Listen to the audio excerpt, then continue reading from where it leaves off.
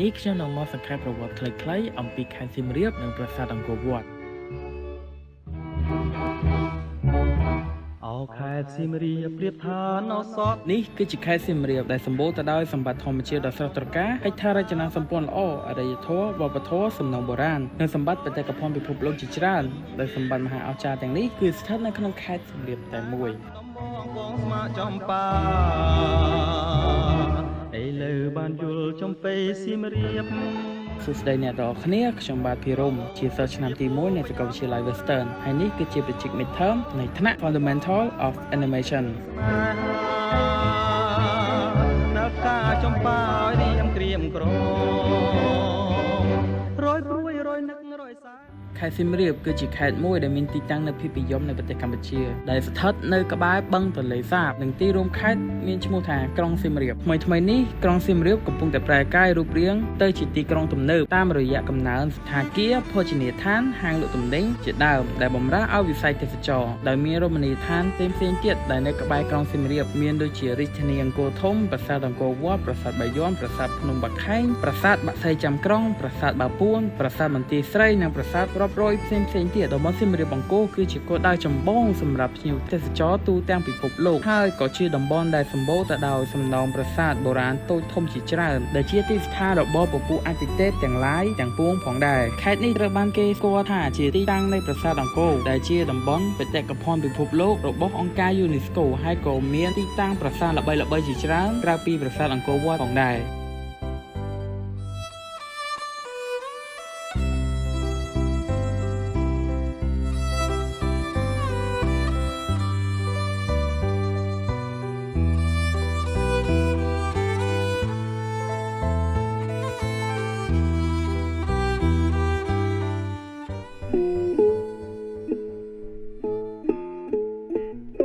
ប្រាសាទអង្គរវត្តជាប្រាសាទដ៏ធំបំផុតនៅក្នុងប្រទេសកម្ពុជាដែលមានស្ថាននៅលើផ្ទៃដីទំហំ 162.6 ហិកតាដែលស្មើនឹង 1,062,600,000 ម៉ែត្រការ៉េរចនាសម្ព័ន្ធនៃសំណង់ប្រាសាទត្រូវបានចាត់ទុកជាស្ថាបត្យកម្មដ៏កំពូលនៃអច្ឆរិយវត្ថុរបស់ពិភពលោកដែលត្រូវបានសាងសង់ឡើងនៅក្នុងសតវត្សទី12ដោយព្រះបាទសូរ្យវរ្ម័នទី2ដែលជាព្រះមហាក្សត្រនាសម័យកាលចក្រភពខ្មែរប្រាសាទនេះសាងសង់ដើម្បីឧទ្ទិសឲ្យព្រហ្មញ្ញសាសនានៃលទ្ធិជំនឿលើព្រះវិស្ណុដូចនេះហើយប្រាសាទអង្គរវត្តត្រូវបានគេសន្មតថាជាប្រាសាទសាសនាដែលធំបំផុតនៅលើពិភពលោកដែលជាប់កំណត់ត្រា Guinness World Record ក្នុងអំឡុងឆ្នាំ 1985 និងបានជាប់ជាសម្បត្តិបេតិកភណ្ឌពិភពលោករបស់អង្គការ UNESCO នៅថ្ងៃទី 14 ខែធ្នូឆ្នាំ 1992 ប្រាសាទអង្គរវត្តមានកម្ពស់សរុប 65 ម៉ែត្រនិងមានជើងសសរសរុប 1,532 ដើមនិងប្រើប្រាស់កម្លាំងពលកម្មសរុបប្រមាណជា300,000 នាក់ដោយសាងសង់ក្នុងទំហំផ្ទៃដី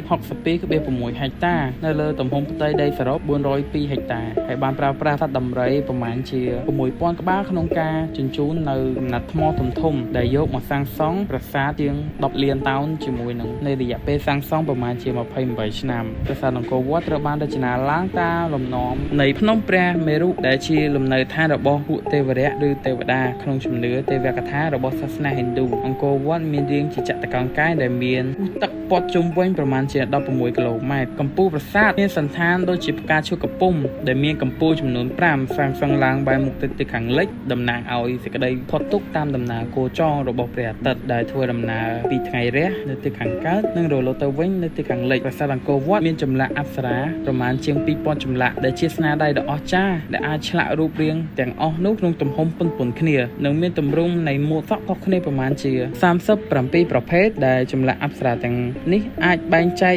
នៃការឆ្លាក់នៅចម្លាក់ម៉ូដសក់ខុសគ្នាក្នុងទម្រង់ដ៏ច្រើននិងគួរឲ្យជឿ